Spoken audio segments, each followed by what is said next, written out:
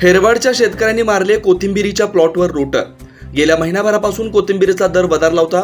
ग्रामीण भागातील शहरी भागात सुद्धा सरासरी 50 रुपये पेंडीपर्यंत कोथिंबिरीचा दर पोहोचला होता।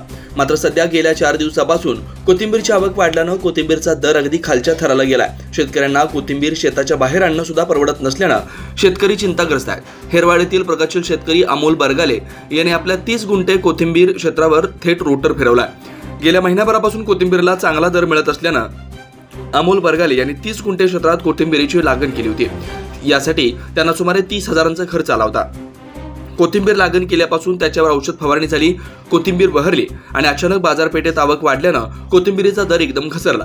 50 रुपये पेंडी असणारा कोथिंबीरीचा दर अगदी 2 रुपयावर आल्यानं बरगाले यांनी गुंतवलेला पैसा वाया गेला। इतकंच नव्हे तर कोथिंबीर शेताच्या बाहेर काढणं सुद्धा त्यांना परवडत नसल्यानं त्यांनी थेट ट्रॅक्टरच्या माध्यमातून आपल्या प्लॉटवर रोटर मारलाय। त्यामुळे या शेतकऱ्याचं आर्थिक नुकसान झालंय।